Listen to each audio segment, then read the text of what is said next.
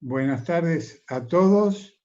Vamos a empezar este webinar COVID-19 que está organizado por la Asociación de Asma, Alergia e Inmunología Buenos Aires y participan miembros de la Facultad de Medicina de la Universidad Abierta Interamericana y la Universidad de Morón. Agradecemos al laboratorio Pablo Casarán, línea respiratoria, al señor Vicente Gorrini por hacer posible esta transmisión. Bueno, hoy tenemos un webinar más.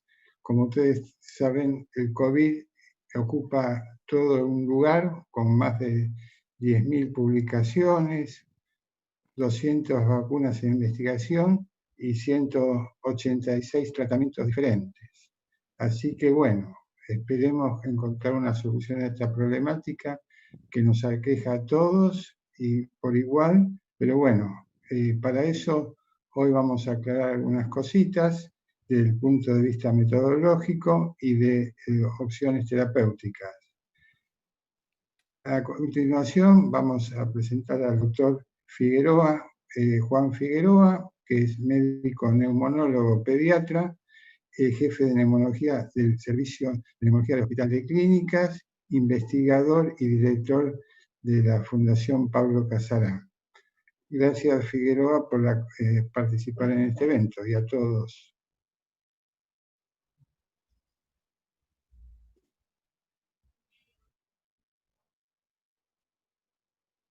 Bueno, si comparten mi presentación, empezamos con ella.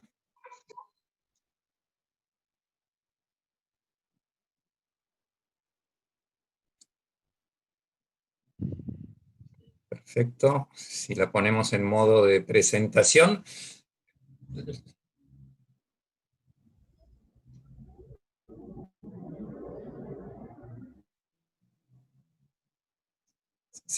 ¿Se podría poner en modo presentación?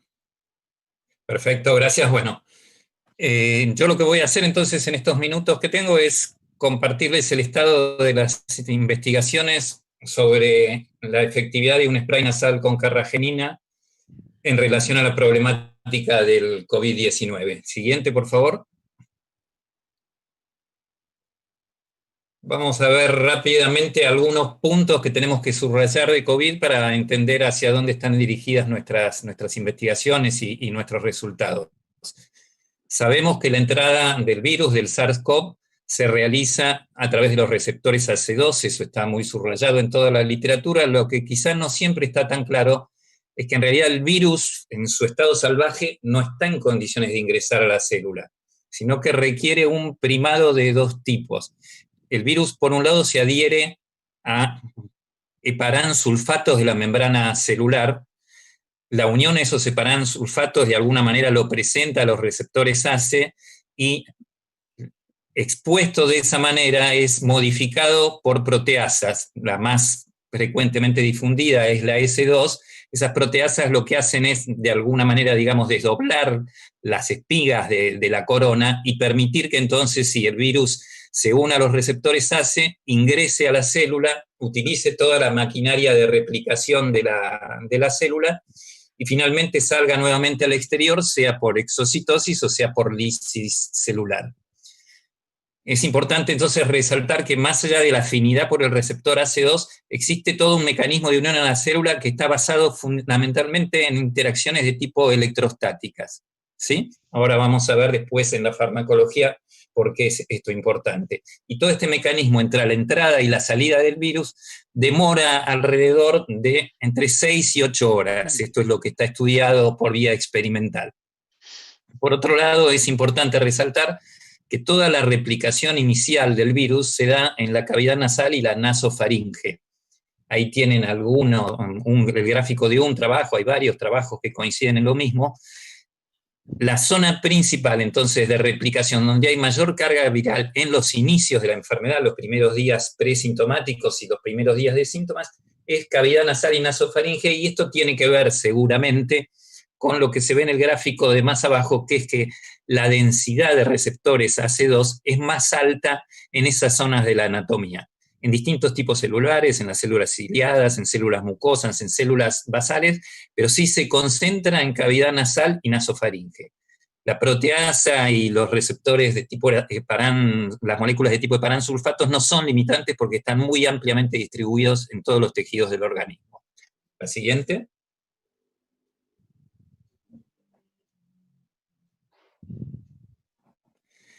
Supimos después entonces por distintas publicaciones que existe una relación entre la carga viral y la evolución clínica de los pacientes. Tienen ahí en los gráficos de la derecha, es uno de los diferentes estudios que hay, los pacientes, el grupo celeste son pacientes que evolucionaron en forma leve y el grupo rojo son pacientes severos. Lo que se ve es que al momento en que son diagnosticados, los pacientes que van a terminar siendo severos tienen una mayor carga viral en sus hisopados. Y lo que tienen en el gráfico siguiente es el tiempo de permanencia del virus en los hisopados nasofaríngeos. Y también lo que muestran los estudios es que los pacientes que van a terminar siendo severos tienen una mayor permanencia a lo largo del tiempo. Los pacientes leves van limpiando su cavidad nasal y su nasofaringe más rápidamente que los pacientes que van evolucionando en forma severa. Por otro lado, en la segunda línea, en la línea del medio, lo que ven es lo que fuimos sabiendo a partir de los estudios que se hicieron sobre la anosmia y la hiposmia, de que el virus se replica en el epitelio olfatorio y que la vía olfatoria sirve como lugar de transición para ingresar al sistema nervioso central. En el sistema nervioso central, el virus, más allá de los síntomas neurológicos, participa también en lo que tiene que ver con los síntomas respiratorios, que es lo que está trayendo las mayores dificultades en estos pacientes. Básicamente por una acción sobre el tronco autonómico, lo que se produce es en forma refleja, digamos a distancia, una vasoplejía de los vasos pulmonares, que en parte está causada por esto y en parte también por una endotelitis que causa el virus sobre los mismos vasos. Pero la resultante es que cuando los pacientes empiezan a tener compromiso pulmonar, aunque las lesiones no sean muy importantes, esta vasoplejía no deja que los individuos compensen haciendo vasoconstricción. Y de esa manera se produce entonces un shunt entre ventilación y perfusión, que es lo que da lugar a esta famosa clínica de los hipoxémicos felices, que sin tener gran dificultad respiratoria se presentan muy hipóxicos justamente por el shunt intrapulmonar. Partiendo, digamos, de estas bases, como todos los grupos que hacen investigación en nuestro medio, nos pusimos a pensar qué podíamos aportar para el manejo de la pandemia. Esto fue a mediados de marzo de este año, y fundamentalmente pensando en el reposicionamiento de fármacos como una vía de llegar rápidamente a cosas que pudieran tener pudieran ser opciones para el manejo de la población. La siguiente. Uno siempre repasa entonces lo que ha hecho. Nosotros mismos en el año 2015 habíamos trabajado estudiando, investigando el efecto de una sustancia sobre virus de influenza H1N1. La sustancia a la que me estoy refiriendo es la del título, la carragenina. Los carragenanos son productos de las algas rojas que se conocen desde hace cientos de años, se usan fundamentalmente en temas relacionados con la nutrición, la industria alimentaria, son gelificantes, emulsificantes, espesantes, se usan también en la industria farmacéutica, en muchas cremas, pero más allá de todos estos usos, ya desde fines de los años 60 del siglo pasado, 1960, se empezó a describir actividad antiviral de las carrageninas. Hoy en día se conoce que la carragenina es activa frente al virus de influenza, dengue, herpes virus 1 y 2, papiloma, el rinovirus y el virus incluso de HIV. Por un lado se han desarrollado líneas de investigación que están dirigidas al manejo de las enfermedades virales de transmisión sexual, herpes, papiloma, etc. No me voy a meter obviamente en esos terrenos. Y por otro lado hay líneas de investigación que tienen que ver entonces contra los virus respiratorios. Nosotros lo que habíamos hecho en ese momento era, nosotros cultivamos epitelio respiratorio, esta es nuestra tarea, digamos, habitual en el laboratorio, y lo que probamos fue el efecto de la carragenina sobre la infección con virus influenza H1N1.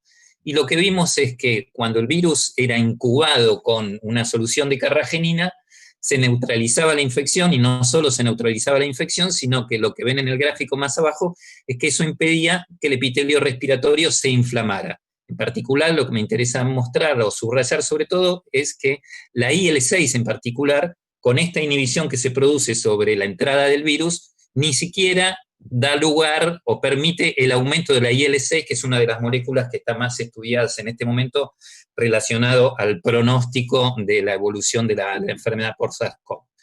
Como les mencionaba antes, la función o el mecanismo de acción de la carragenina tiene que ver básicamente con una interacción electrostática. Los virus son positivos y tienden a pegarse entonces con las cargas negativas. Los separansulfatos de la membrana son negativas, por eso tienden a pegarse con los separansulfatos de la membrana, pero la carragenina es también negativa y entonces la carragenina libre actúa como una especie de red que contiene o que enlaza tanto a los virus que ingresan del exterior como a los virus que son liberados desde dentro de las células ya infectadas. La siguiente.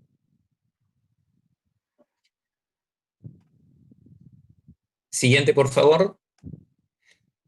Esta observación experimental coincidía con trabajos que ya estaban publicados que mostraban que tratamientos con un spray de carragenina, tratamientos cortos, 4 días a 1 semana, tenían efectividad clínica sobre resfrío común por distintos virus respiratorios y que además eso estaba asociado con una disminución de la carga viral por estos virus, rinovirus, coronavirus, etcétera, en los lavados nasales e hisopados nasofaringios de los pacientes.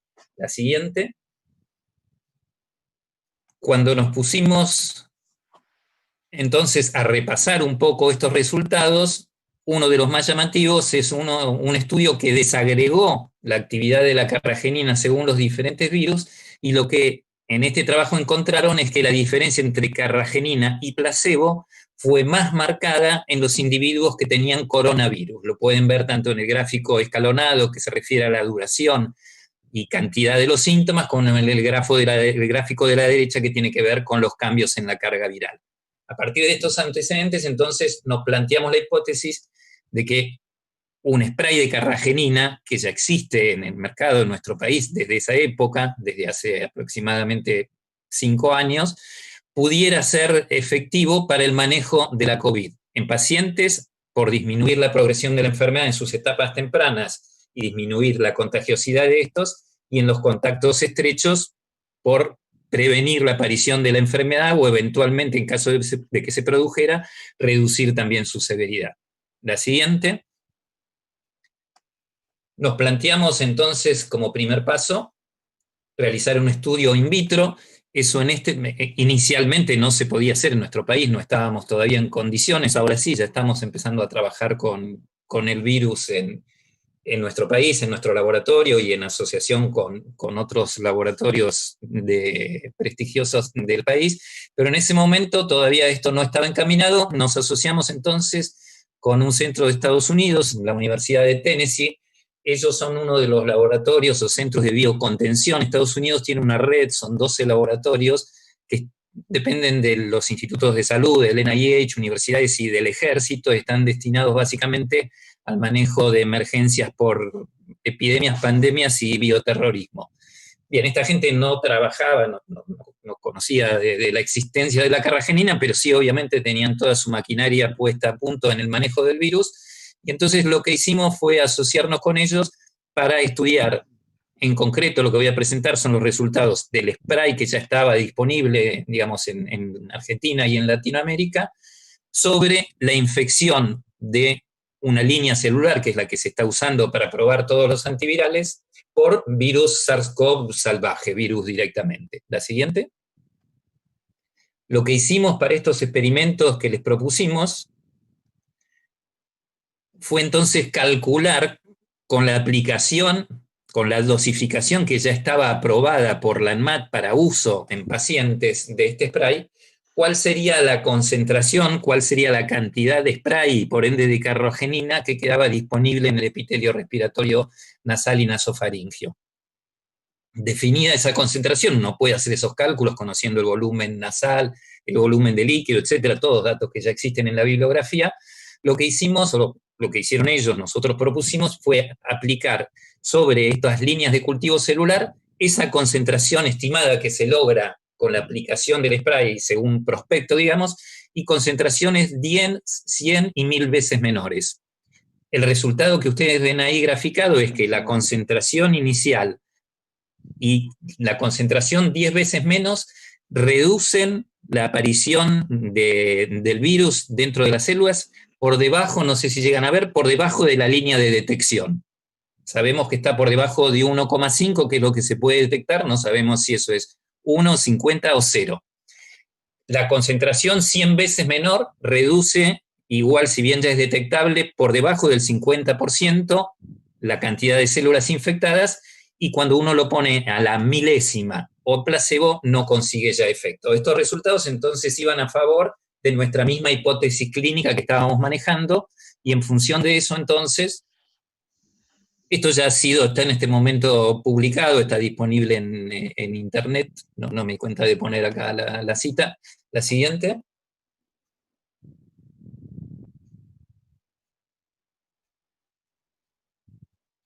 Sí.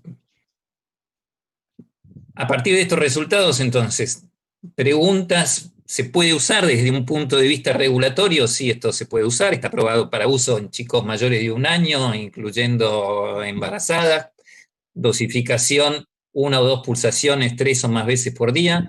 ¿Qué tan seguro es usarlo? No hay reportes de efectos adversos ni acá ni en nuestro país. Esto existe también en otros 17 países del mundo con distintas, digamos, empresas fabricantes. La mayoría de los médicos no lo deben conocer porque como es un producto natural, no es un producto bajo patente, por lo cual en general en la mayoría de los lugares del mundo esto existe en forma de medicamentos OTC, medicamentos de venta libre, no bajo receta. La pregunta clave a nuestro entender es si esto se debe usar, y la respuesta de eso depende de la efectividad clínica.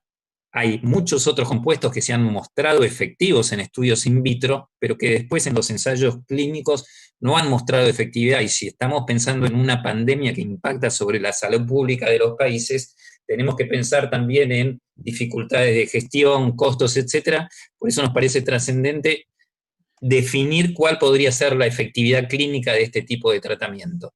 Siguiente.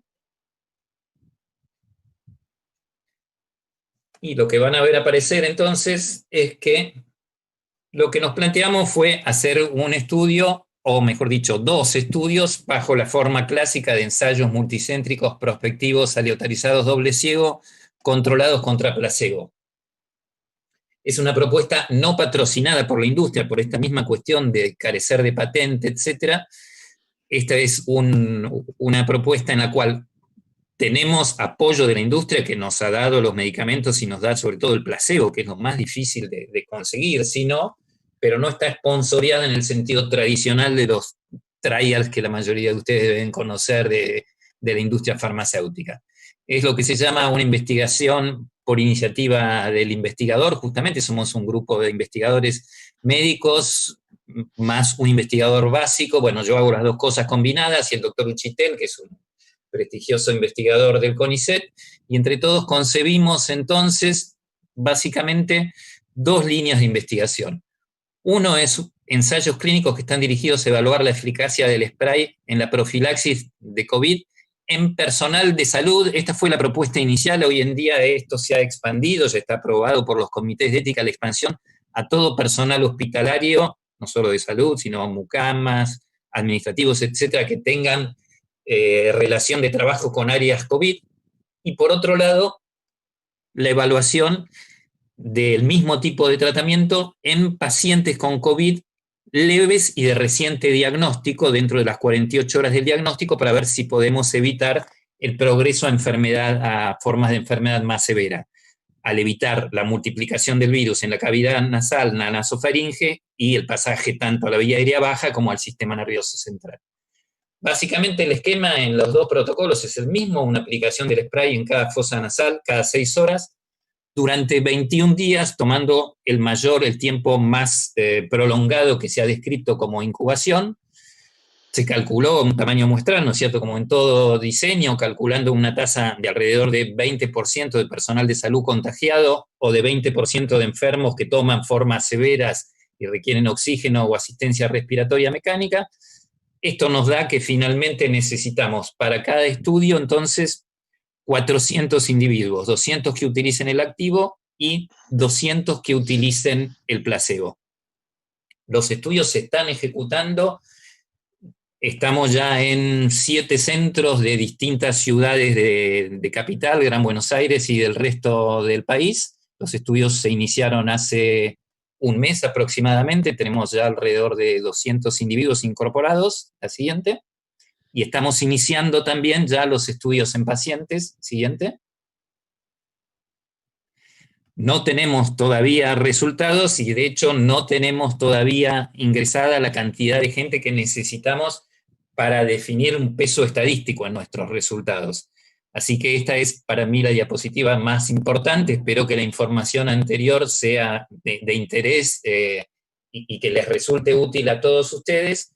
Nosotros lo que queremos además, y ahí ponemos el spray de nuestro grupo de investigación, es llamar a los centros a sumarse a la investigación para rápidamente tener la cantidad de individuos necesarios en estudio y poder contestar entonces la pregunta, esperemos que la contestemos con un sí, de que esto pueda ser efectivo para ser utilizado como herramienta en el manejo de la urgencia de la pandemia en nuestro país. Bueno, gracias. Gracias, doctor Figueroa, por su exposición. Les recuerdo que las preguntas se van a hacer al final y se las pueden realizar. A continuación, la doctora Alicia Vilaseca, que es jefa de hematología de la Clínica San Camilo, nos va a hablar de un tema importante y que produce mucha mortalidad, como es la neumonía por COVID. Nos va a hablar de heparina nebulizada en neumonía por COVID. Muchas gracias, doctora Vilaseca. Muchísimas gracias por la invitación para poder por primera vez comentar esto en sociedad. Como dije yo, el bebé hoy va a ser presentado en sociedad. Al igual que como dijo recién el doctor Figueroa, nosotros cuando empezó todo esto leíamos ávidamente todo lo que se iba conociendo. Personalmente yo creo que cuando todo empezó, todos pensamos que estábamos frente a algo parecido a lo que estábamos acostumbrados a ver con la pandemia de 1918 o la pandemia de la gripe H1N1, con un virus de características respiratorias puramente. Y a medida que fueron pasando los días, las semanas, los reportes nos empezaron a hacer ver que los pacientes tenían ciertas características que no eran exactamente iguales a las que veíamos siempre en los virus respiratorios y que el pensamiento del hematólogo podía aportar algo en todo esto. O por lo menos fue eso lo que yo, de lo que leía, sentí. Y a medida que se fue avanzando, se empezó a ver que estos pacientes mostraban un perfil de hipercoagulabilidad muy significativo. La literatura era muy dispersa, unos hablaban de eventos trombóticos, trombosis venosa profunda, embolia de pulmón, otros empezaban a hacer reportes de eventos arteriales, hasta que se empieza a hacer una relación de todo lo que está pasando y que en la realidad ese dímero D que aparece elevado no es nada más ni nada menos que la expresión de un estado de hipercoagulabilidad. Al principio se habló de que los pacientes tenían CID. La realidad es que no cumplen ningún criterio para hablar de CID, ni desde el punto de vista de la Sociedad Internacional, de los scores de la Sociedad Internacional, ni de la Sociedad Japonesa, que es una de las que mejores scores tienen. Y lo que se fue viendo es que los pacientes, a través de la lesión que provoca el virus en el endotelio por su ingreso a través de los receptores, como dijo recién Fernando, de los receptores AC2, todo esto genera un estímulo inflamatorio, una lesión del endotelio, y es lo que empieza a generar el estado procoagulante. Entonces se produce, por un lado, una endotelitis, por el otro lado, el mecanismo de hipoxia, que a su vez también altera la coagulación, porque la hipoxia, entre las cosas que produce, es una inhibición de la fibrinólisis, además de la vasoconstricción. Entonces empezamos a entender por qué el paciente está hipercoagulante, porque no solamente está afectado el mecanismo a nivel del endotelio con el estímulo de la inflamación que genera la activación plaquetaria, la activación de la vía procoagulante, sino que además está inhibida la vía fibrinolítica. Y esto va a ser más activo en determinados órganos, en parte por algunas características de los pacientes, pero siempre el órgano principal de choque termina siendo el alvéolo pulmonar. Entonces, como vemos, cuando se produce la unión del virus con las células endoteliales del alvéolo y del neumocito, lo que tenemos es la gran respuesta inflamatoria, la liberación de citoquinas y todo lo que esto implica a nivel de la coagulación, llevando al paciente a un estado hipercoagulable que produce microtrombosis a nivel del pulmón, por un lado, a nivel de los órganos como riñón, corazón, cerebro. Estos pacientes en su evolución, la mayoría tienen en un determinado momento también algún grado de insuficiencia renal, sobre todo cuando pasan a las formas graves, y hemos visto pacientes que se presentan directamente con formas trombóticas arteriales o cerebrales inclusive.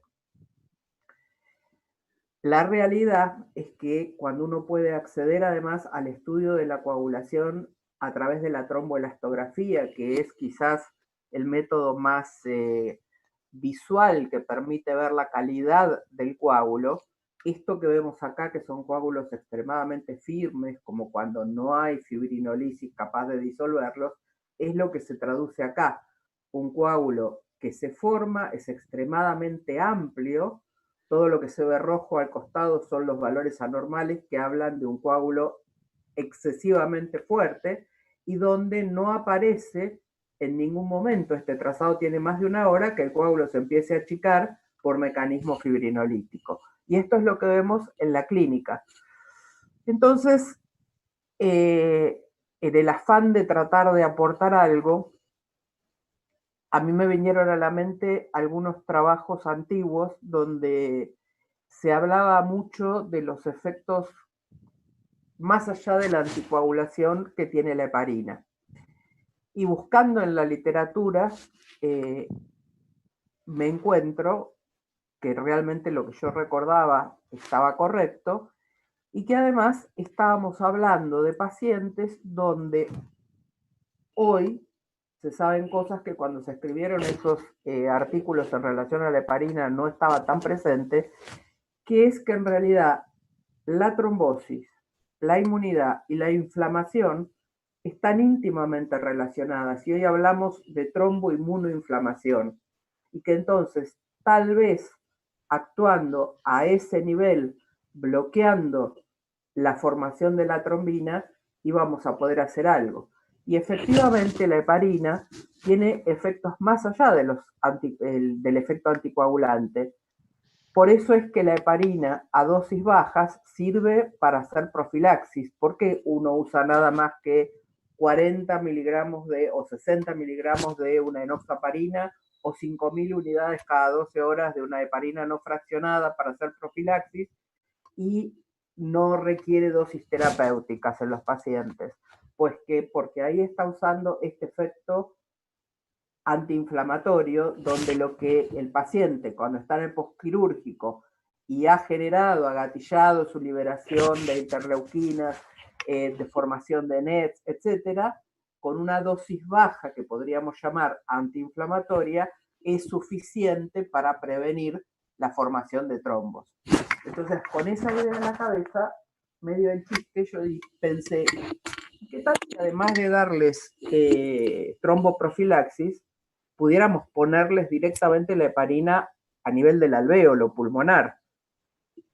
Bueno, el primer problema que se me presentó era cómo llegar con la heparina al alvéolo pulmonar, nebulizándola, era la solución sencilla, pero el gran problema era que no están permitidas las nebulizaciones por el tema de la aerosolización.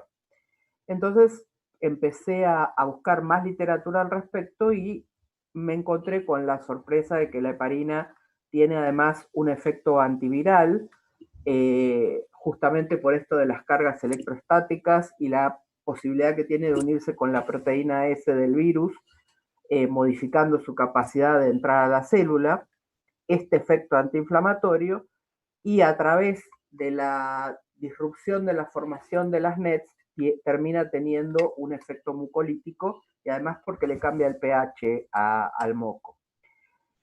Esto me llevó a conectarme con gente del exterior. Uno de los investigadores básicos que estaba trabajando en el efecto antiviral, que me terminó facilitando la conexión con gente que viene trabajando hace bastante tiempo en lo que es el uso de la heparina por vía inhalatoria en los pacientes en asistencia respiratoria mecánica para disminuir el daño secundario a la asistencia respiratoria mecánica. Es el grupo de Barry Dixon y de Frank Van Haren, que están en Australia, uno en Melbourne y otro en Canberra. Me puse en contacto con ellos y la verdad que me entusiasmaron mucho, me empujaron mucho a seguir con la idea. Ellos nebulizan con el respirador y un nebulizador ultrasónico conectado al respirador, pero yo quería llegar antes. Quería ver si podíamos desinflamar ese alvéolo antes de requerir el respirador. Y conseguir que la heparina llegara acá en este momento donde estábamos empezando el problema inflamatorio y poder bloquearlo y disminuir el daño que se produce a nivel pulmonar y obviamente el requerimiento de asistencia respiratoria mecánica.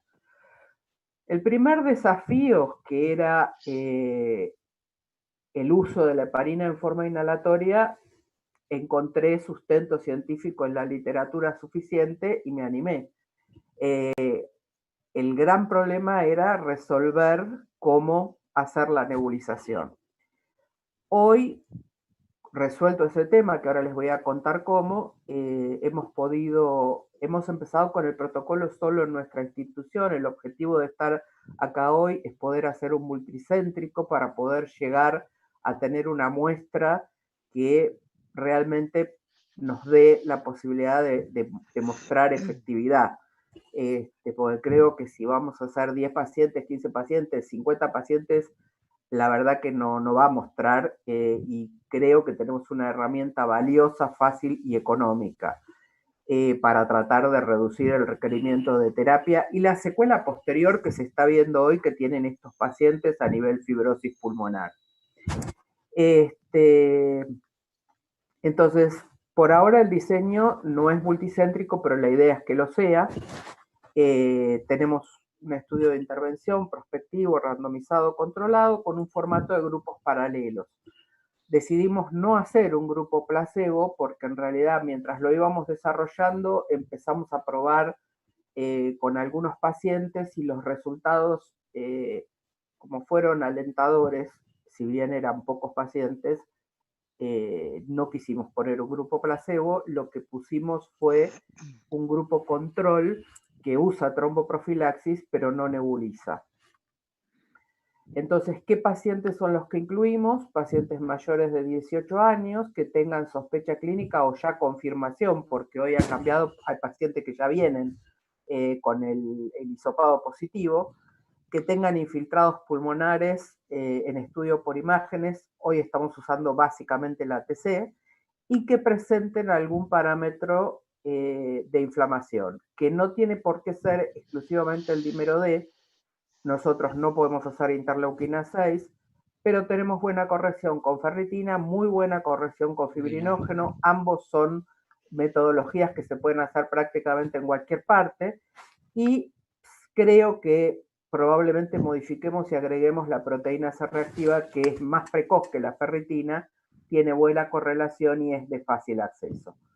Los criterios de exclusión, bueno, menores de 18 años, embarazadas, antecedentes de alergia a la heparina, pacientes que ya estén anticoagulados, pacientes que estén en otro ensayo donde no se pueda poner, agregar otro tratamiento, pacientes con APTT prolongado que no corrija con plasma normal, es decir, que corrija con plasma normal, es decir, por ejemplo, un hemofílico, sangrado pulmonar, sangrado no controlado, paciente porque por un deterioro neurológico avanzado no tolerara la nebulización, y el paciente oncológico avanzado.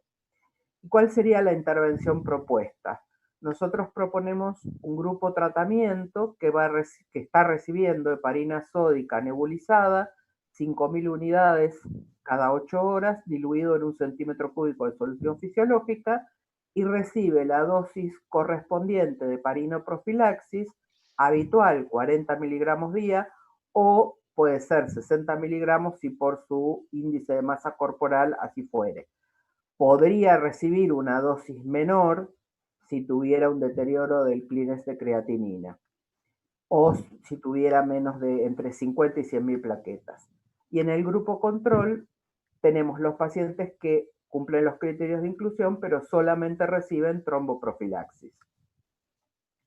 ¿Qué es lo que buscamos? Buscamos como endpoint primario que una disminución en el porcentaje de requerimiento de ARM en los primeros 15 días. Y como puntos finales secundarios, una evolución de la FIO2 durante los primeros 10 días que esté por arriba de 300. Buscamos una disminución de la mortalidad global a los 28 días del inicio de la randomización y ver si podemos disminuir los puntos de hospitalización. Y como otros puntos preespecificados, la necesidad de realizar traqueotomía. Algunas cosas se fueron modificando en función de lo que íbamos viendo, como esto al final, porque por el momento no estoy hablando más que de datos observacionales. Pero pacientes que alcanzaron a ser nebulizados y tuvieron que ir a ARM, pareciera que requieren menos días de ARM y no llegan a la traqueotomía, que salen mucho más rápidamente que los que no fueron nebulizados. ¿Cómo resolvimos el problema de la nebulización? El primer prototipo lo resolví con un amigo llamado Gustavo Trupp, al cual estoy eternamente agradecida porque es un desarrollador de ideas, en especial de equipos médicos, por motivos personales de él. Y la verdad que fue extremadamente riguroso en tomar cuidados en un montón de cosas que uno no tiene experiencia como médico. Y de todas las cosas que evaluamos, las máscaras de snorkel, que para los que no somos médicos, tienen 2 circuitos de circulación de aire, fue el dispositivo ideal. Ya sabíamos que se estaban usando con la modificación arriba, donde va el snorkel, colocándole un filtro antiviral y antibacteriano, y que se estaban usando como barbijos N95. Lo que hicimos nosotros fue hacer acá abajo, donde va la válvula de descarga, una perforación que requiere características especiales e insertar un Venturi. Y esto permite hacer una nebulización con 0 aerosolización. Pero además, lo que hemos observado es que si en la parte superior se colocan las viejas valvulitas en los respiradores antiguos, podemos transformarla en máscara de CPAP, porque la verdad que la máscara no solo mostró generar una buena nebulización, sino que estamos viendo ahora que funcionan mejor que la máscara de reservorio, solo así, y si uno le agrega la válvula de arriba, la puede transformar en una máscara de CPAP. La verdad que todo esto tomó empuje los últimos, creo que fueron 15 días, a partir de conocerla a María Luz Casará de la Nación, la cual la verdad que le estoy eternamente agradecida porque de venir nadando en cemento fraguado para tratar de avanzar con esta idea, pasamos a estar en el mar y con remos, porque hoy tenemos 17 máscaras funcionando en la institución, lo cual nos permite realmente una randomización de casos rápido que ha coincidido justo con el pico de casos de esta semana, que lo estamos notando por la cantidad de pacientes que entran.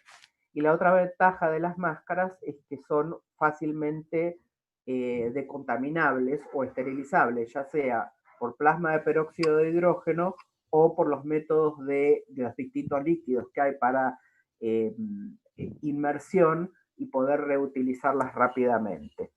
Así que ese problema también está resuelto. Nuestra idea es, como la muestra que hemos considerado para que realmente tenga potencia es de alrededor de 643 pacientes en cada rama, es convocar a los que puedan estar interesados en participar, ver cómo los podemos asesorar para generar las máscaras. Estamos viendo la posibilidad de, con las máscaras de anestesia orofaringeas, hacer una máscara un poco más simple y menos costosa.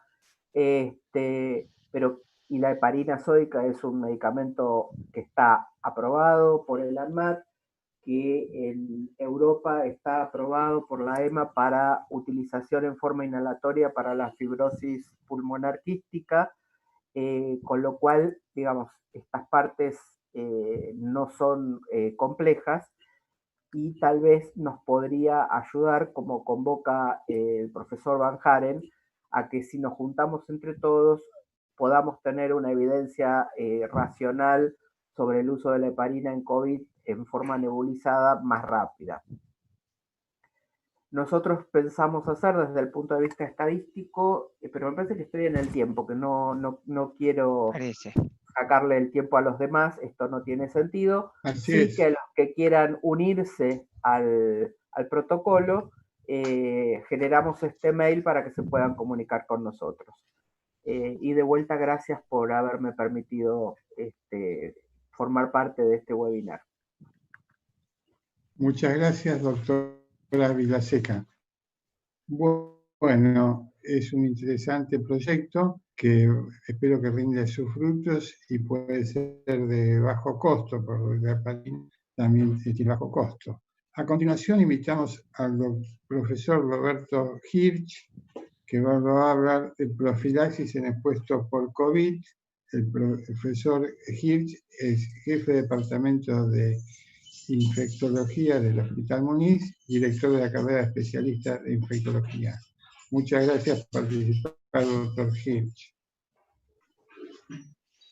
Bueno, sobre todo quiero agradecerle la oportunidad de poder participar en este webinar y, como siempre, nosotros estamos detrás de cuidar a quien cuida, porque si no tenemos quien nos cuide, no vamos a poder hacerle frente a la pandemia.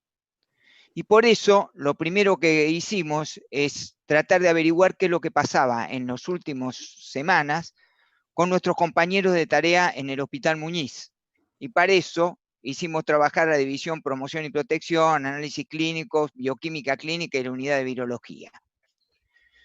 Y en el periodo del 29 del 5 al 30 del 7 se registraron 7.123 test rápidos. La frecuencia global de esta positividad de los test rápidos fue muy baja, del 2%. Y la frecuencia global de positividad por PCR en esta estrategia, es decir, después de los test rápidos, fue del 0,36%. Muy pobre. La mayor frecuencia de PCR positiva se dio frente a resultados por test rápidos IgM y IgG, ambas positivas, y la menor con IgM positiva en el 7,1%.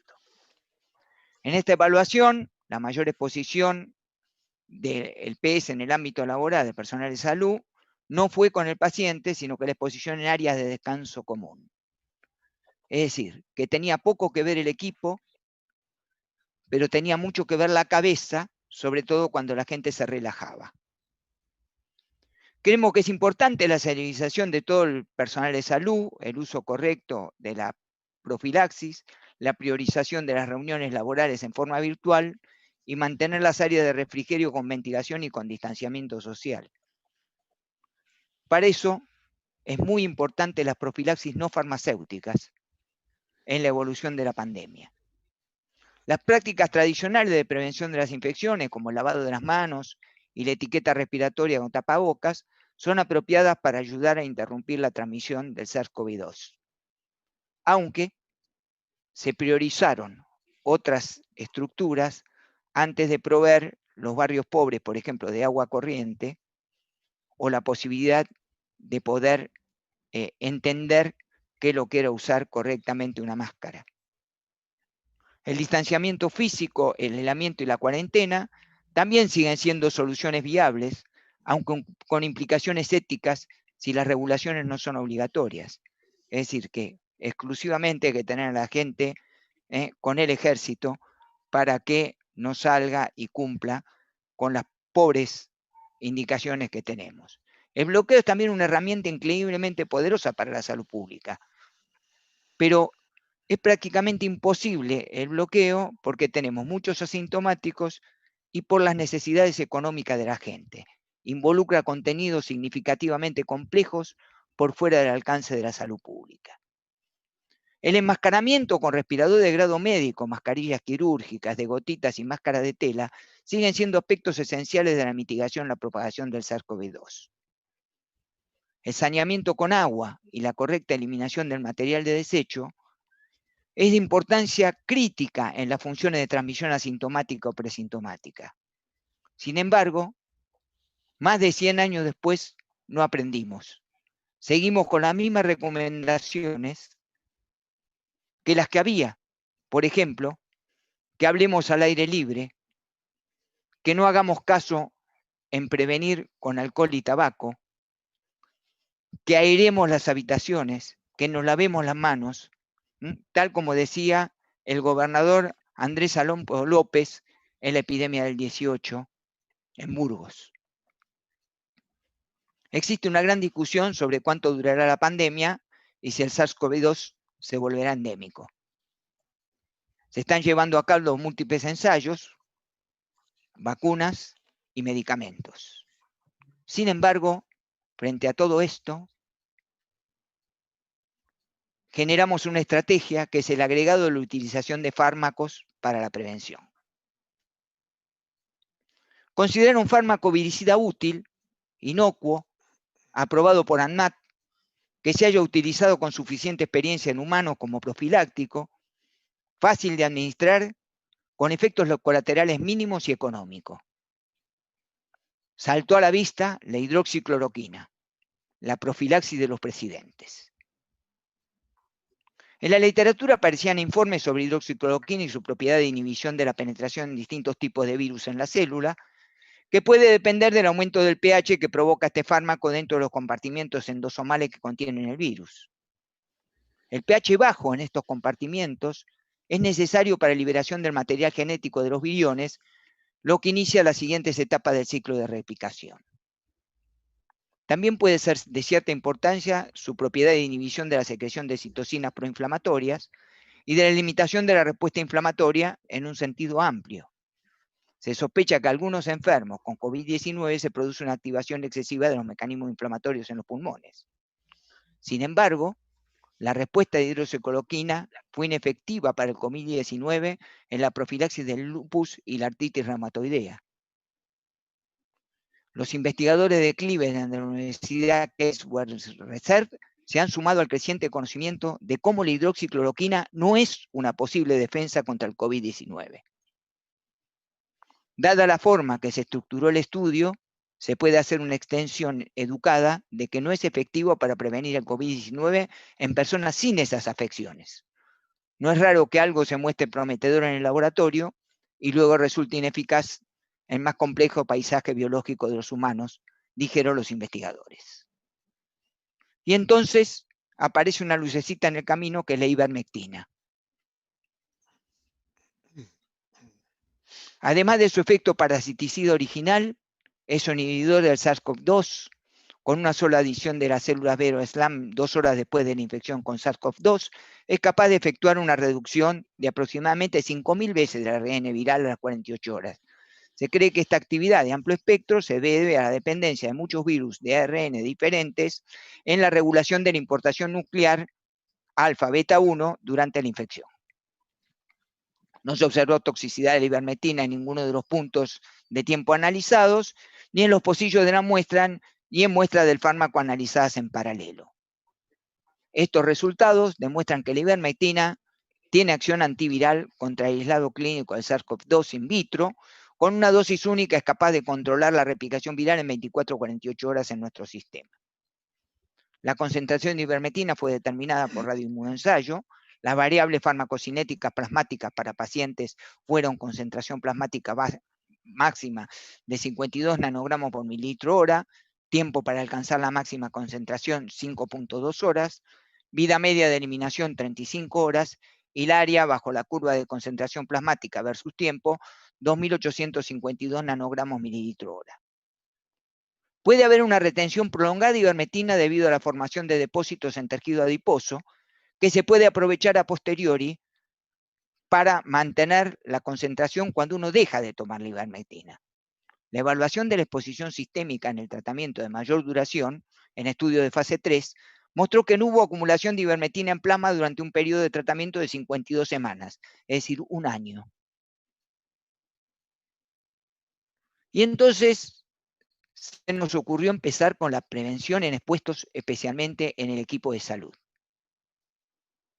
Ivermectina, gotas o comprimidos, 0,2 miligramos por kilo de peso, 12 miligramos para alguien que pese 60 kilos, una vez por semana, con comida grasa, durante 8 semanas, como se administran las formas graves de la sarna costrosa de Noruega y en la profilaxis de sus contactos. No estábamos haciendo nada que no fuese ético y que no se usara en patologías, por supuesto, con menos riesgo de infección que el COP2. Persistirán en sangre alrededor de 3 días y medio, y a pesar de los cuidados que deben mantenerse estrictamente, quien realiza la profilaxis puede infectarse, como vimos en el personal de salud. Pero como estará en periodo de incubación, será sintomático y no contagiará. Pero el virus impresionará su sistema retículo endotelial, elevando a veces, primero la IgM y luego la IgG, dado que parece ser que la inmunidad es predominantemente celular, dejando al expuesto protegido. Este es el denominado efecto vacuna de la ivermectina. Le agradecemos a aquellos que están peleando en las salas día a día y cara a cara, y a aquellos que están en la UFU poniendo el pellejo a cada rato. Muchas gracias a todos.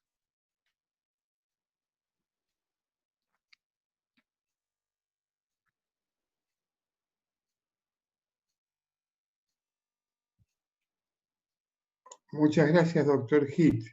Es muy interesante esas opciones terapéuticas que involucran al personal de salud que tan expuesto está. Bueno, a continuación hablamos, va a hablar el doctor Héctor Carballo, que es médico clínico y nos va a tocar un tema también de ivermectina, que está haciendo trabajos importantes con el tema. Así que bueno, a continuación doctor Carballo, que trabaja en el Hospital de Ezeiza y en la Universidad Abierta Interamericana.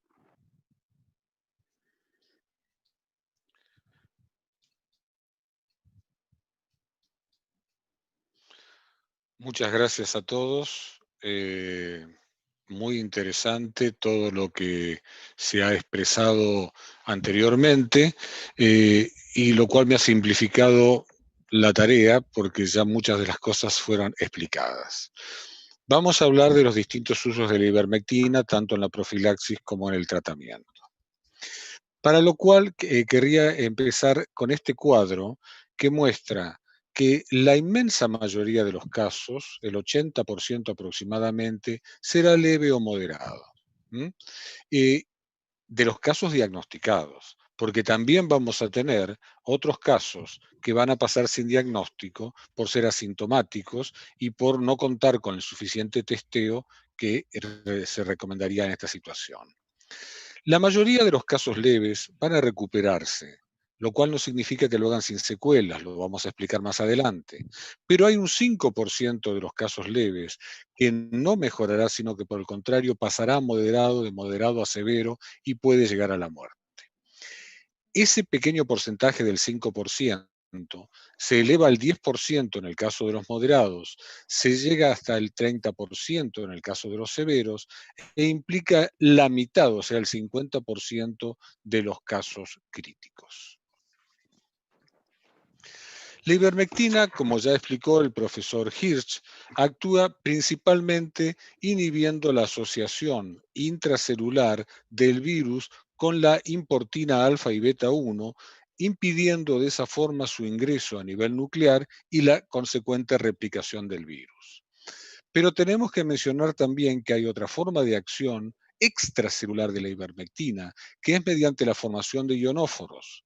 Los ionóforos pueden producirse de dos tipos, los eléctricos y los biomiméticos, pero en definitiva, tanto unos como otros son caballos de Troya que permiten atravesar la membrana celular, o en este caso la nucleocápside, la nucleocápside, bien digo, lipoproteica del virus, y en el caso de la ivermectina sería de tipo electrogénica, y de esa forma, permitirían el pasaje de grupos hidroxilo desde fuera hacia adentro del virus, y estos grupos hidroxilo, básicamente, lo que van a hacer es desnaturalizar el virus e impedir el ingreso, e impedir incluso la asociación con los receptores TMPR y AC2 para que luego ingresen a la célula.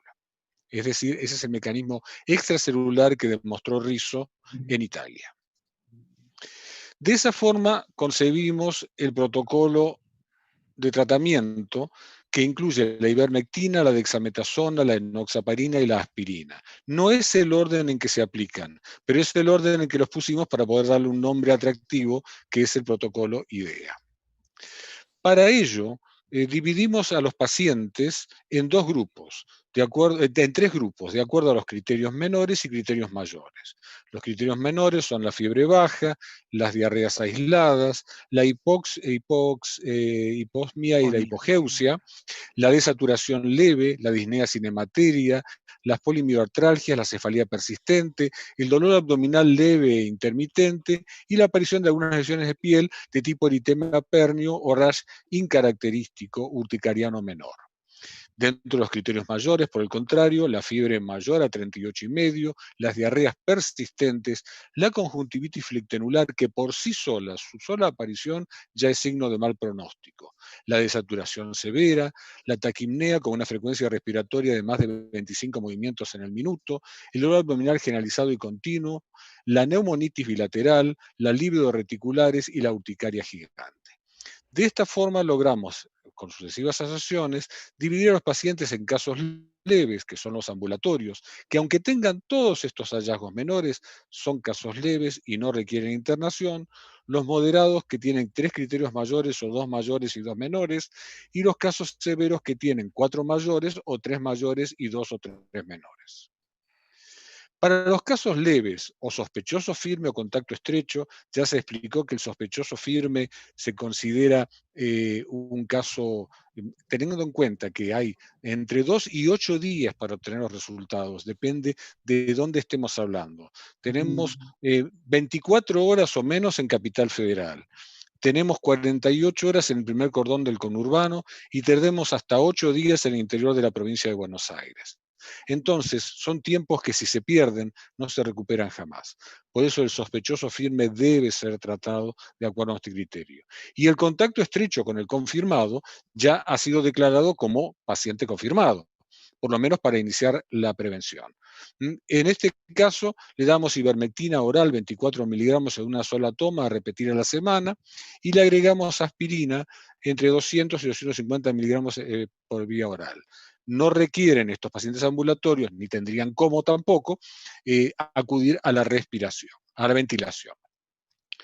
En los moderados aumentamos la dosis a 36 miligramos en una sola toma a repetir a la semana, mantenemos la aspirina y le agregamos la dexametasona 4 miligramos parenteral. Y también la ventilación, pero no invasiva, llámese oxígeno lavado a bajo flujo o la posibilidad de utilizar los concentradores de oxígeno. Ya aquí en los moderados ya hicimos la diferencia entre ambulatorio e internable. Y también en los internables tenemos obviamente los severos, en los cuales se administrarán 48 miligramos por vía de sonda nasogástrica, repetida a la semana, mantendrá dexametasona, y aquí cambiamos la aspirina, que es básicamente de efecto antiagregante, por la enoxaparina, que es de efecto anticoagulante. ¿Sí? Y no le vamos a utilizar ventilación no invasiva, sino que pasamos a la ventilación invasiva propiamente dicha. El protocolo de profilaxis lo hacemos con ivermectina y carragenina. La ivermectina la utilizamos en forma de gotas, es una de las posibilidades, también se puede utilizar en forma de comprimidos, y la carragenina en forma de spray, que ya lo explicó en detalle, muy, muy completo, el profesor Figueroa. El esquema posológico es la administración de los puffs de carragenina en las fosas nasales y en la cavidad bucal, y los criterios de inclusión es el hisopado negativo, porque si hubiera un hisopado positivo ya pasaría no de profilaxis al tratamiento de un paciente. Y el criterio de exclusión es el embarazo. Ahora bien, las preguntas que uno debe hacerse: ¿son todas las formas farmacéuticas de ivermectina iguales? Para contestarlo, tenemos que tener en cuenta que la absorción puede ser de uso subcutáneo, que no la usamos aquí en nuestro país, por lo menos en humanos, por vía oral o por vía tópica, como se usa en la rosácea. Una vez que se ha incorporado al organismo, tiene una extensa unión a la albúmina y a las lipoproteínas. Precisamente la unión a la albúmina hace que el albúmina se coloquen como los chicos en la época que había que hacer fila para entrar al aula, cabeza y cola. La ubicación estructural de cabeza y cola es la que le da el efecto de ionóforo a la ivermectina. La distribución es amplia, la biotransformación es escasa, se hace en el hígado y en el tejido adiposo, que es donde se acumula en el tejido adiposo, y la excreción es casi inalterada en un 90% por las heces. Eso tiene importancia, precisamente ese es el mecanismo por el cual la ivermectina sirve para la estrongiloidiasis y otras enteroparasitosis. Pero además, en nuestro caso, en el COVID-19, es para tener en cuenta porque los chinos demostraron que a medida que bajaban los hisopados positivos a nivel orofaringio, empezaban a aumentar y mantenerse los hisopados perianales. Y si bien no está descripta la transmisión fecal oral como una forma de contagio, como podría ser, por ejemplo, en la hepatitis A, lo cierto es que también esta forma podría ser inhibida mediante el uso de la ivermectina. Y aclarado todo eso, la respuesta a la pregunta si todas las formas farmacéuticas son iguales, la respuesta es no, porque en el segundo cuadro ustedes van a ver que 12 miligramos de administración en tabletas tiene una concentración inhibitoria máxima de 30.4 nanogramos por mililitro, en tanto que esos mismos 12 miligramos en solución tiene 81 nanogramos por mililitro, y en formas de cápsulas tiene 46. Es decir, que no son todas las concentraciones iguales. La otra pregunta sería si todas las posologías son iguales, y la respuesta también es no, porque la administración de 120 miligramos en una sola dosis obtiene una concentración en plasma de 0.306, en tanto que la administración de 120 miligramos semanalmente logra la misma concentración que si lo hiciéramos en forma diaria. Y por contrapartida, la administración de 60 miligramos cada 72 horas, o sea, cada 3 días, logra una concentración en plasma sensiblemente menor a lo que es la administración semanal, por lo cual aboga en favor del uso semanal que mencionaba el profesor Hirsch. Y otro factor muy importante a tener en cuenta es que la concentración en plasma es sensiblemente menor a la concentración en pulmón. Fíjense ustedes, 0.306 contra 0.817, casi el triple la concentración en pulmón, lo cual ya nos permite una concentración más que importante en uno de los órganos blancos que la doctora Vilaseca mencionó en su momento. Otra pregunta para hacernos: ¿son todos los momentos iguales para el uso de ivermectina? Decididamente no. Y esto no vale para la ivermectina en particular, sino para todas las afecciones en general y las virales en particular. La precocidad en la administración del tratamiento va a redundar en beneficio del éxito de dicho tratamiento, ¿sí? Si nosotros tenemos en cuenta que la aparición de los síntomas se produce aproximadamente al 5º día de incubación, dando lugar al periodo de invasión y al pasaje del periodo de invasión al periodo de estado, y que las complicaciones, sobre todo la neumonía, pero también las complicaciones a nivel neurológico central, a nivel cardiovascular y todas las mediadas por el compromiso del endotelio, se van a producir mayormente después del 8º día, o del 7º al 8º día, y que si vamos desde 4 o 5 días antes de la aparición de los síntomas, hasta 4 o 5 días después, tenemos prácticamente el 100% de la capacidad de contagio, es importante tener en cuenta que el tratamiento precoz es útil. Pero de este cuadro también extraemos otra conclusión, que la posibilidad de contagio es en su mayoría entre esos días, pero no desaparece hasta el día 20.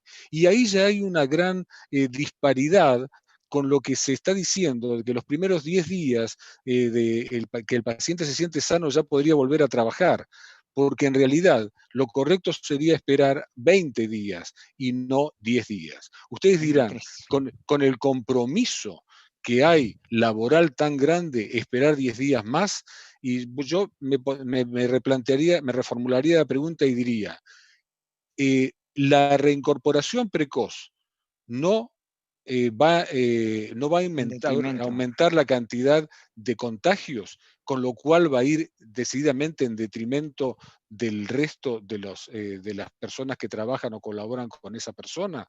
Yo considero que sí. Otra pregunta que podemos hacernos es si es lo mismo usar uno de los fármacos por separado, ya sea la carragenina individualmente, la ivermectina individualmente, la aspirina individualmente, la dexametasona o la enoxaparina. Y también la respuesta es no, pero es no por algo muy antiguo ya para nosotros los médicos, que son los conceptos de sinérgico adjuvancia. Porque si tienen el mismo mecanismo de acción, se contraponen, pero si tienen distintas formas de acción, se superponen y producen una sinergia que no es un dato menor frente a un virus que está produciendo los estragos que está produciendo. Por ejemplo, la ivermectina y la carragenina para la profilaxis permiten actuar, por un lado, la carragenina, como ya describió el profesor Figueroa, por diferencia de cargas, y la ivermectina por las dos acciones intra y extracelulares. La ivermectina más la aspirina. La aspirina es fundamental en el comienzo, en los casos leves, porque tiene una acción antiagregante, es decir, ya sea de 75 a 325 miligramos, que es lo que mínimo y máximo que permite un desbalance entre tromboxano A2 y prostraciclinas en favor de estas últimas y por lo tanto inhibiendo la agregación plaquetaria, de 75 a 325 una media aritmética nos da 200. Es decir, que entre 200 y 250 sería la dosis ideal para obtener un efecto antiagregante razonable. En los casos más severos, la dexametasona actuaría sobre uno de los factores que ya se mencionó, que es la cascada de citoquinas y la hiperinflamación. Y el oxígeno, administrado precozmente, pero en forma no invasiva, en los casos moderados, permitirá evitar las atelectasias y permitirá básicamente la acción del virus a nivel del parénquima pulmonar. ¿Por qué? Porque nosotros tenemos que tener en cuenta que las neumonías virales son neumonitis intersticiales, es decir, que lo que comprometen es el parénquima más que el alvéolo, llevando con facilidad a la atelectasia. Si nosotros logramos una correcta expansión, la posibilidad de la atelectasia se aleja. Y en los casos más severos, asociar la enoxaparina, porque de esa forma estaríamos actuando con la dexametasona sobre la hiperinflamación y con la enoxaparina sobre la hipercoagulabilidad. Por último, en este segmento, ya nos estamos acercando al final, así que no desesperen, tengamos en cuenta que en los estudios, este es un estudio, todos son del 2020, pero este es de hace 3 días, hecho por una metaanálisis en la Escuela de Medicina de la Universidad de Harvard. Son estudios de todo el mundo que llegaron a la conclusión que la detección mediante cultivos de virus llegó a reportarse hasta el día 20. Por eso les decía que la reincorporación a las tareas entre el día 10 y el día 15 no deja de ser de extremo riesgo. Y tendríamos que estar considerando ya que hasta el día 20 aún después de desaparecidos los síntomas, el paciente no debería reintegrarse a sus tareas. Las complicaciones es otro elemento a tener en cuenta, porque las complicaciones no son atributo de las formas severas, sino que se ha visto en Europa que las complicaciones son de rápida aparición, las secuelas son de rápida aparición y no están en relación directa con la severidad. Es decir, que casos leves y casos moderados pueden desarrollar las secuelas al igual que los casos severos. Las secuelas son cardiorrespiratorias, tanto a nivel cardiológico como enfermedad coronaria, como se ve, por ejemplo, en el Kawasaki, en los niños, o sea, muy parecido, o respiratorias como la fibrosis pulmonar intersticial, que va a cursar con un FEV 25-75 deteriorado y una capacidad de difusión reducida. Glucometabólicas, llevando a la dislipemia, llevando a la hiperglucemia, y entiéndase que no estoy diciendo la descompensación de una diabetes preexistente, sino la aparición de un cuadro de diabetes en pacientes que antes no lo eran. Complicaciones endocrinológicas como el hipocortisolismo, o sea, una enfermedad de Addison, y el hipotiroidismo, tanto primario como secundario, es decir, tanto tiroprivo como trofoprivo, o si lo prefieren, por directa imposibilidad de procesamiento por parte de la tiroides o por falta de TSH o de TRH, es decir, por acción central. Las neuropsiquiátricas, que son las que más vemos o las que más se han descrito, con dolores musculoesqueléticos persistentes, necrosis de la cabeza femoral o las lesiones residuales a cualquier accidente cerebrovascular, y las psiquiátricas como depresión, trastorno de estrés postraumático, trastorno de pánico, trastorno de dolor somatomorfo o síndrome de fatiga crónica, que ya habían sido descritos en la década del 70 con respecto a la mononucleosis, pero se está viendo con mucha frecuencia en estos casos, en los casos de COVID.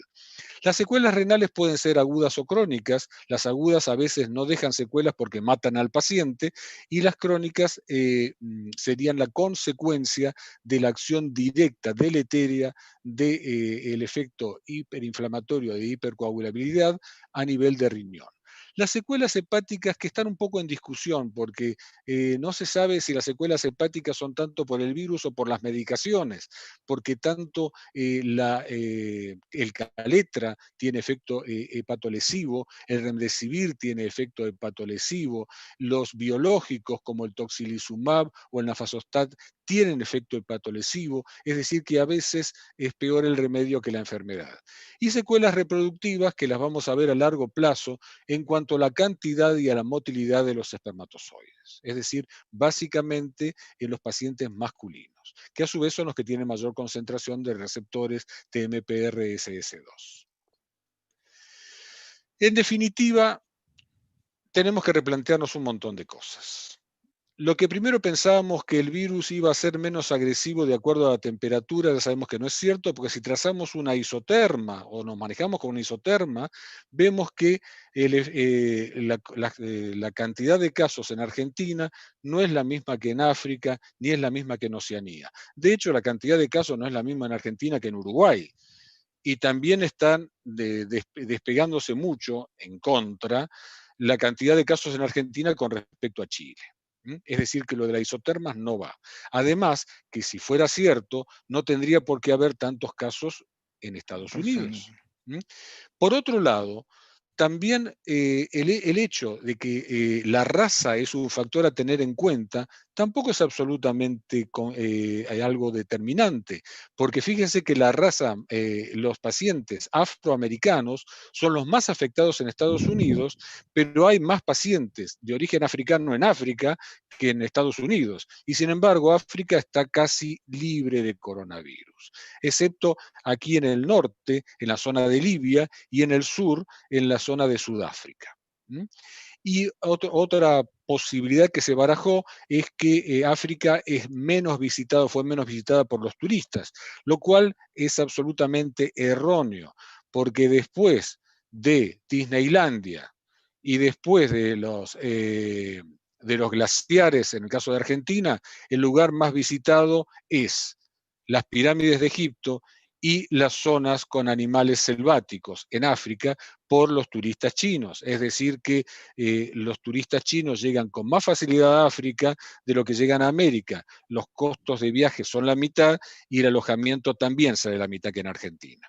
Entonces, las conclusiones a las que llegamos es que en África toda la zona libre o casi libre de coronavirus se debe a que todos estos lugares tienen una enfermedad endémica que es la oncocerciasis. La oncocerciasis u oncocercosis se trata por ley en todos estos países con ivermectina. Entonces, Libia y Sudáfrica son los únicos 2 países que no tienen en su calendario anual la ivermectina y son, o casualidad, los únicos que están más afectados por coronavirus en relación con todos los otros países. Es decir que algo estamos haciendo mal y algo estamos dejando pasar. Y lo que dejamos pasar implica no menos de al día de hoy, no menos de 300 muertes por día, de las que alguien, por acción o omisión, a la larga va a tener que hacerse responsable. Con esto damos por concluido y les agradezco muchísimo la atención. Muchas gracias, doctor Carvalho, y a todos los expositores. A continuación vamos a hacer las preguntas, que hay algunas. Una pregunta para la doctora Vilaseca es, hay muchos pacientes, sobre todo últimamente, que tenían COVID leves y tuvieron muerte súbita, sobre todo en profesionales. Se le está introduciendo un fenómeno de trombosis. ¿Es posible eso en función de que son leves y esos pacientes no tenían factores de riesgo asociados? Coincido con esto porque he recibido en la guardia pacientes que hicieron el curso de su COVID en su domicilio, por ende habían sido considerados leves y tuvieron muerte súbita por embolia de pulmón o muerte súbita de origen coronario. La pregunta es si los casos leves fueron tan leves. ¿Qué parámetro usamos para decidir que un caso es leve? Porque como está esto de, por un lado, la hipoxemia feliz, y por el otro lado, que muchos pacientes son evaluados solo en forma telefónica, y el paciente está en domicilio, está en cuarentena, algunos de ellos, si no son profesionales de la salud, hay gente que hace muchos días que no sale, muchos días que no se mueve, y uno de los factores predisponentes para tener una trombosis y de ahí tener una embolia de pulmón y la muerte súbita es el reposo, que la cuarentena lo mostró, la semana de los runners, cuando se empezó a salir, esa semana tuvimos una epidemia de embolias de pulmón y de trombosis venosa profunda. Entonces, una parte es que por más leve que sea, inflamación produce la enfermedad. Por otra parte, ese paciente por ahí fue subvalorado en cuanto a si era o no era tan leve.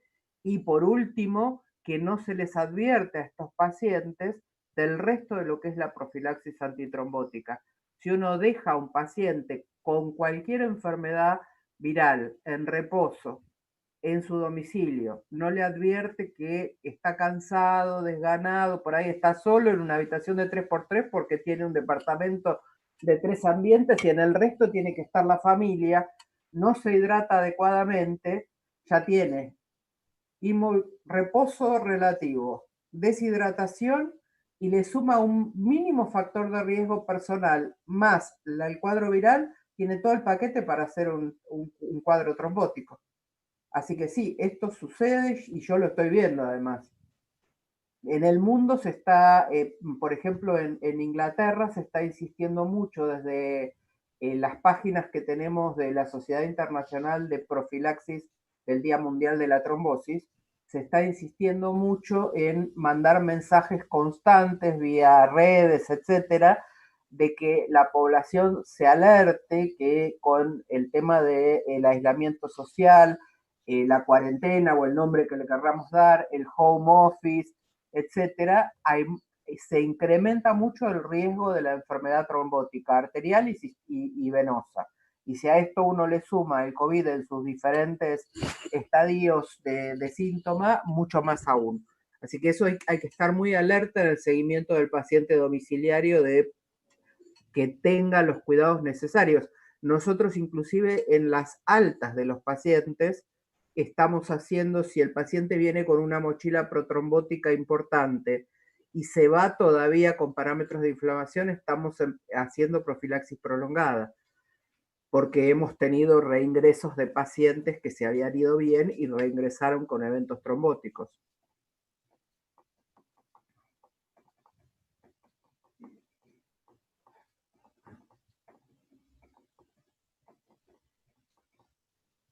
Bueno, muy clara, doctora.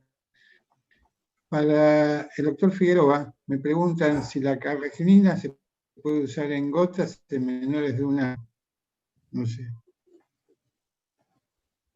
La carragenina no son gotas, es un spray y el uso está aprobado para mayores de 1 año justamente. Bueno. Para el doctor Hirsch, dicen que en dermatología la ivermectina la usan en ayunas o en alejadas de las comidas. ¿Por qué lo usan con comidas grasas? Porque aumenta la absorción, mejora la absorción y mejora la concentración en plasma. Igual que las soluciones alcohólicas. Por eso las gotas se concentran mucho mejor y mantienen una concentración plasmática mejor que la ivermectina en comprimidos.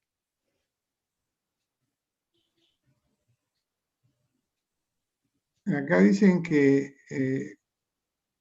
gente de Bolivia usa la ivermectina solamente con 20 miligramos. Para el doctor Carvalho, ¿qué considera usted mejor la dosis propuesta? Depende, porque si estamos hablando de profilaxis, nosotros damos 12 miligramos, o sea que 20 es más que suficiente. Y 24 es la dosis mínima que damos en lo que respecta a tratamiento. Ahora bien, también depende de la forma farmacéutica que tengan ellos, porque nosotros acá las que tenemos en el tema de comprimidos son de 6 miligramos, o sea que aunque quisiéramos, no podríamos dar, sería medio complicado, salvo que demos las gotas. Y abogando a lo que decía la doctora Vilaseca hace un ratito, realmente no sabemos si los casos leves son tan leves como se dice. A veces no sabemos siquiera si son casos. Yo voy a plantear una cosa y yo sé que alguno se va a escandalizar y me hago cargo de lo que estoy diciendo. Paciente con 5 o 6 síntomas sospechosos de COVID, le digo, lo mando a hacer hisopado y le dicen en la obra social, le dicen en la obra social que no reunía los criterios. Entonces le tuve que mandar comprar mandarinas y echarse el ácido cítrico de la mandarina en los ojos para que los tuviera como un conejo, para que pareciera una conjuntivitis flictenular, ahí le hicieron el hisopado y era positivo. Es decir, que cada cual lo maneja a piacere. No hay una política así vertical de decir esto es así, esto es asá. Estamos basándonos en normas que cambian todos los días. Estamos manejando criterios que son diferentes en cada país, en cada ciudad y en cada barrio. Entonces, al no haber una unificación, no podemos garantizar si son 20, si son 24, si recibieron esto, si la absorción fue mejor, si la absorción fue peor, si se lo dieron a tiempo o se lo dieron a destiempo. En realidad, yo creo que hasta que no unifiquemos esfuerzos, el virus lleva las de ganar, lamentablemente.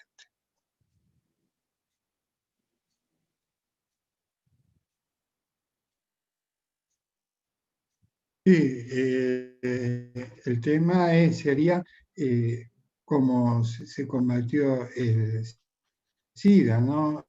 O sea, el tema es que acá hay una restricción en pedir estudios por la definición de casos. Sabemos que eso también restringe mucho y bueno, uno de los problemas, o sea, en el SIDA todos hablábamos que a todos hay que pedir HIV hasta que se muestre lo contrario, ¿no? El profesor Gil tiene mucha experiencia en esto, entonces acá solamente a veces yo tuve pacientes que tuve que internar 2 veces porque no hizo parar en la UFO. Lo internaron y acaba de fallecer ayer en el hospital, ¿no? Pero era COVID positivo. O sea, el tema, eso, y hay presentaciones atípicas. Nosotros en el mes de abril vimos pacientes con dolor abdomen agudo, apendicitis, una chica de 20 años, y resulta que fue COVID positivo, pero entró con un abdomen agudo, que tuvo tos y expectoración unos días antes, pero después de la cirugía se pidió la PCR. O sea, marca que se detecta poco porque se pide poco PCR, ¿no? Exacto. O sea, y otro problema que tenemos, como dijo Figueroa, es que no se cuantifica la carga viral. Entonces, y tampoco la protección de anticuerpos, ya sean los neutralizantes o se miden los hitos T-killer para ver qué inmunidad celular deja todo esto.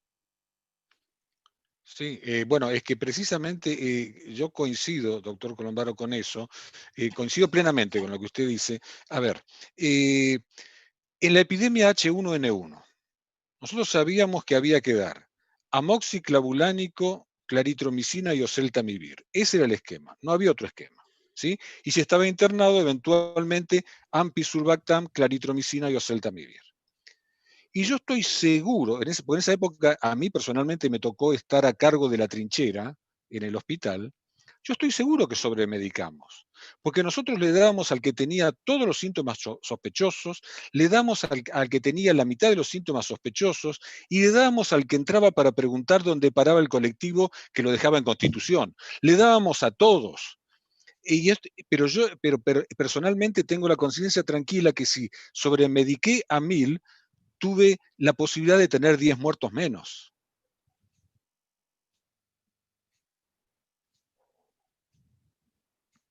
Bueno, ¿algún otro comentario quieren realizar?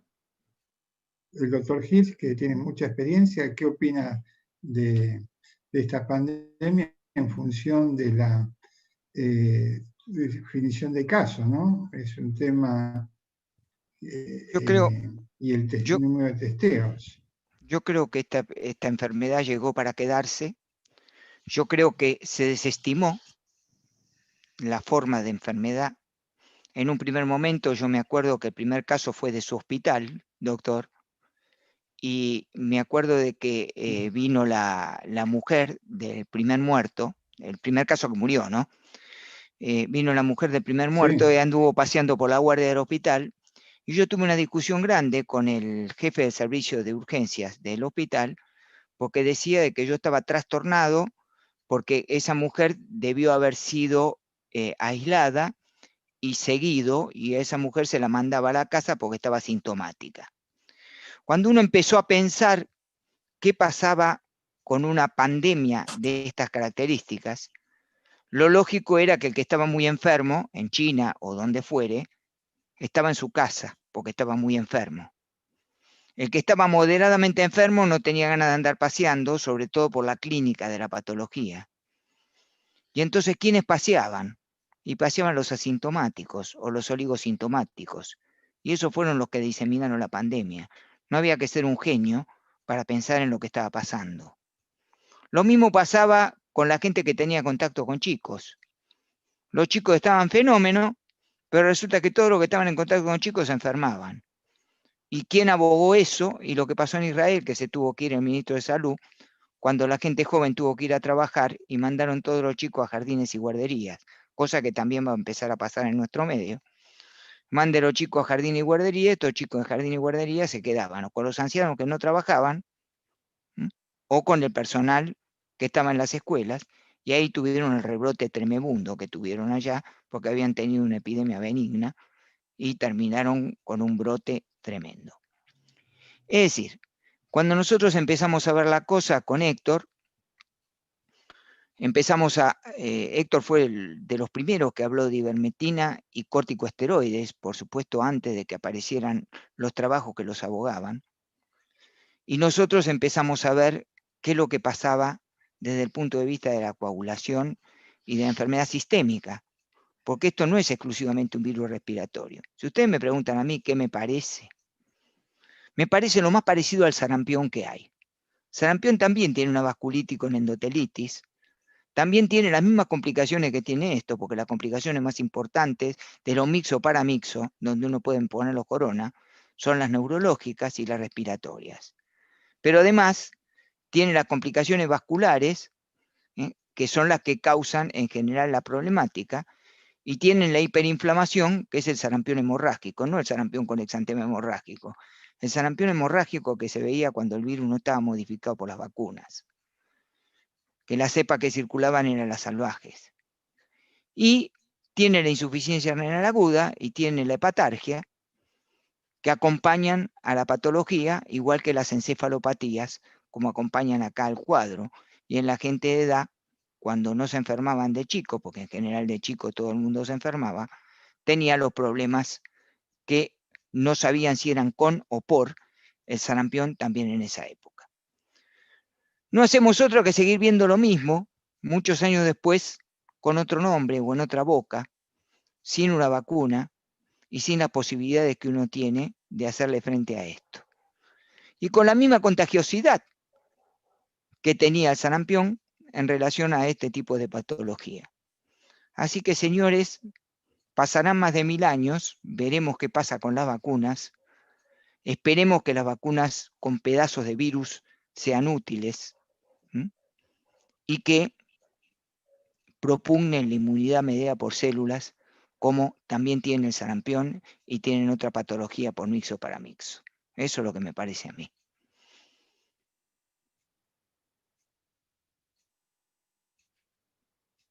Bueno, usaría la doctora Vilaseca aspirina a los pacientes leves. La usaría a una dosis antiinflamatoria. Me parece que la aspirina la tenemos como muy denostada, se la agarraron los cardiólogos y ahora la están tirando, y nos olvidamos que la aspirina fue uno de los mejores antiinflamatorios cuando no había otra cosa para la artritis reumatoidea, por ejemplo. Así que sí, me parece que la aspirina para el paciente leve podría ser una alternativa, pero tenemos que definir muy bien qué es el paciente leve. Claro. Es todo un tema la definición. Ah. No olvidemos que el tratamiento... No, perdón. Te estaba diciendo que me vinieron a la cabeza dos formas de presentación, hablando de esto de la enfermedad endotelial que genera. Dos pacientes mujeres que entraron por hemorragia subaracnoidea. Casualmente las dos aneurismáticas de origen. Las dos se embolizaron. Las dos llamaba la atención su perfil de laboratorio. Y en la primera yo dije medio en chiste, che, la van a bajar a piso, pero no está hisopada. Esto, por cómo se están comportando los parámetros del laboratorio, es un COVID. Ay, mirá, pero si entró por un aneurisma roto. Bueno, era un COVID. Y la segunda, ya fue todo más rápido, pero es llamativo porque evidentemente ya tendrían su patología de aneurismática, pero yo supongo que la relación está por la inflamación de la pared endotelial que favorece la ruptura en ese momento, ¿no?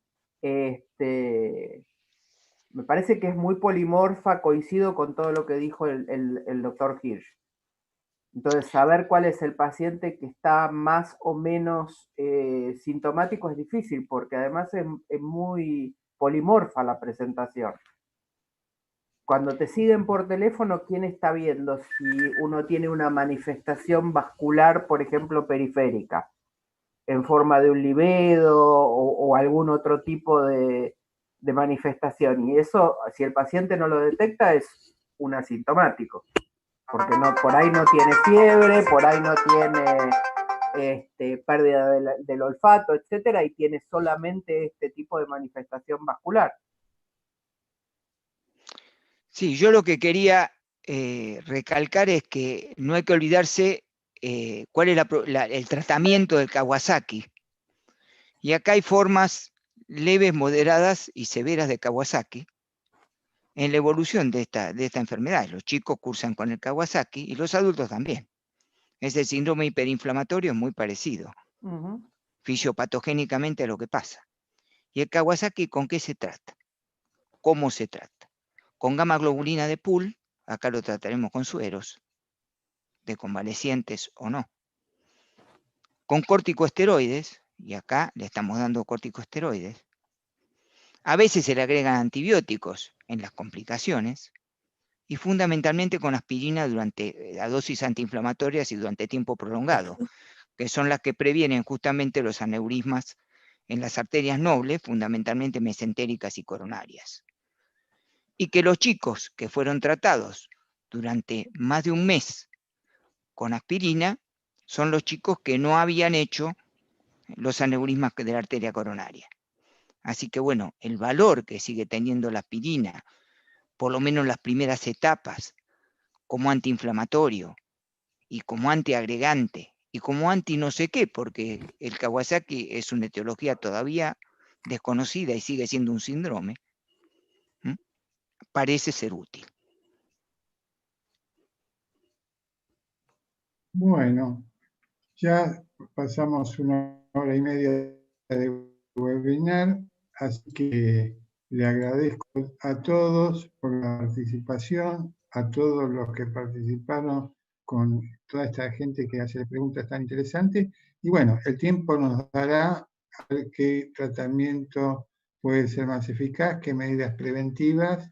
Y bueno, seguiremos en esta lucha que nos tiene a diario. Agradezco al laboratorio Pablo Casará por la conexión que nos permitió una vez más y la actualización y felicitar por las disertaciones, que hubo muchas felicitaciones para todos ustedes. Muchas gracias, buenas noches y suerte para todos. Gracias al auditorio por escucharnos. Buenas noches.